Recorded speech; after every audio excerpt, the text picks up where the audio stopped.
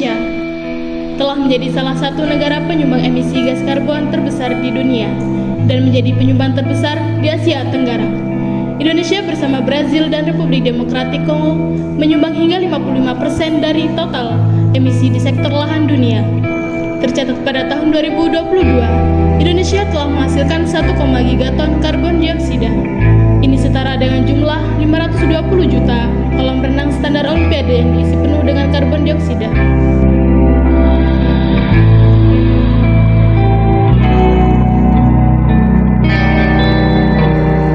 Hari ini saya sudah berada pada pabrik Sumalindo atau biasa dikenal sebagai PT SLJ, yang mana merupakan salah satu pabrik terbesar yang ada di Samarinda.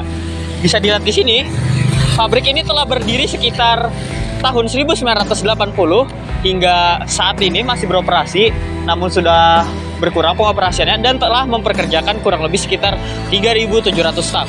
Pabrik ini bekerja di bidang penebangan kayu ataupun juga pengolahan dan juga perdagangan kayu, maupun itu ekspor, impor, ataupun lokalan. Seperti yang kita ketahui, pabrik industri seperti ini merupakan salah satu penghasil emisi gas karbon yang sangat besar. Sekitar 37% daripada, seperti yang bisa kalian lihat, di sini ada kendaraan bermotor. Itu hanya menyumbang sekitar 27%, yang mana pabrik seperti ini merupakan salah satu penghasil gas emisi karbon lebih banyak daripada kendaraan bermotor. Emisi gas karbon yang berlebihan, terutama dalam bentuk karbon dioksida dan karbon monoksida, memiliki dampak signifikan pada lingkungan dan kesehatan manusia. Ketika kadar karbon dioksida di atmosfer meningkat, gas ini menyerap dan merangkap panas dari sinar matahari, yang seharusnya dipantulkan kembali keluar angkasa. Secara kimia, karbon dioksida menyerap energi dalam bentuk radiasi inframerah dan meningkatkan suhu atmosfer. Gas yang tereksitasi ini memancarkan panas kembali ke atmosfer, yang menyebabkan pemanasan global. Proses ini memperburuk perubahan iklim dan berdampak pada pola cuaca, es kutub, dan habitat alami.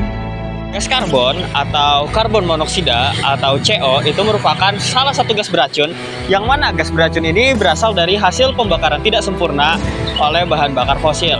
Nah, gas karbon ini merupakan gas yang sangat berbahaya karena dia bisa masuk ke dalam tubuh dan itu akan berikatan dengan hemoglobin yang ada dalam darah kita.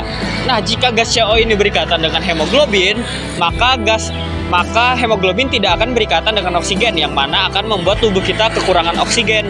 Nah, kekurangan oksigen ini bisa membuat kita pusing-pusing atau bisa mengalami kita lemas dan sesak nafas.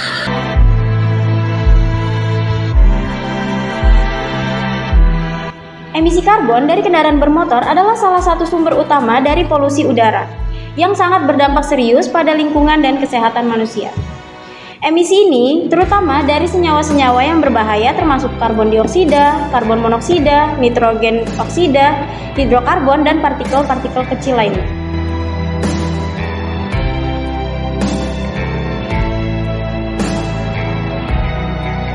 Saat ini, saya sudah berada di salah satu jalanan di kota Samarinda, tepatnya di Jalan Bung Tomo. Seperti yang kalian bisa lihat, di sini terdapat berbagai macam kendaraan bermesin yang tentu saja akan mengeluarkan gas karbon sebagai polusi udara. Gas kendaraan bermotor ini, terutama mesin yang menggunakan bahan bakar fosil seperti bensin dan solar, tentu saja akan menghasilkan berbagai polutan udara yang dapat menyebabkan berbagai dampak yang berbahaya bagi manusia.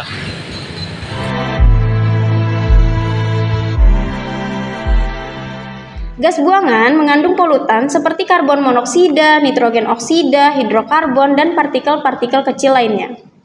Polutan ini dapat mencemari udara dan mengurangi kualitas udara yang dihirup oleh manusia.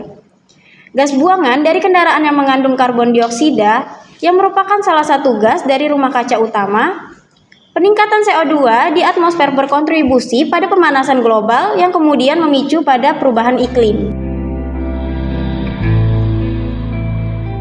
Salah satu senyawa yang menjadi pembentukan utama dari gas rumah kaca adalah karbon dioksida. Ada beberapa proses bagaimana karbon dioksida itu dapat terbentuk. Yang pertama, pembakaran bahan bakar fosil. Saat bahan bakar fosil seperti minyak bumi, batu bara, dan gas alam dibakar untuk menghasilkan energi, karbon di dalam bahan tersebut bereaksi dengan oksigen di udara, sehingga itu membentuk karbon dioksida. Yang kedua itu reparasi makhluk hidup. Seperti yang kita tahu, makhluk hidup seperti manusia, hewan, dan beberapa mikroorganisme menghasilkan CO2 sebagai produk direferensi atau proses penapasan. Yang ketiga ada pembusukan dan proses biologis lainnya.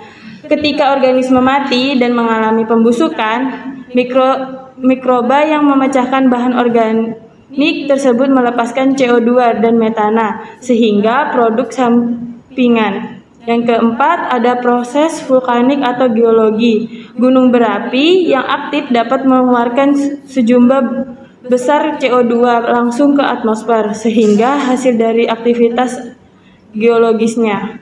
Seperti yang dijelaskan sebelumnya, gas karbon dioksida merupakan salah satu penyumbang utama perubahan iklim global. Baik sepeda motor atau ya sepeda motor seperti itu. Sepeda motor seperti itu juga. Nah, itu merupakan salah satu penyumbang utama emisi gas karbon. Oleh karena itu, penting bagi kita untuk melakukan tindakan yang dapat mengurangi atau menutup emisi gas karbon dari sepeda motor. Jadi, oleh karena itu, kita perlu sesuatu untuk mengurangi emisi gas karbon tersebut. Dan salah satunya yaitu berganti ke motor listrik. Mas, tunggu sebentar, Mas. Mas, tunggu sebentar. Kenapa nih? Jadi, apa aja kelebihan dan kekurangan motor listrik, Mas? Oke, kelebihan dari motor listrik ya, akan saya jelaskan kelebihan dari motor listrik.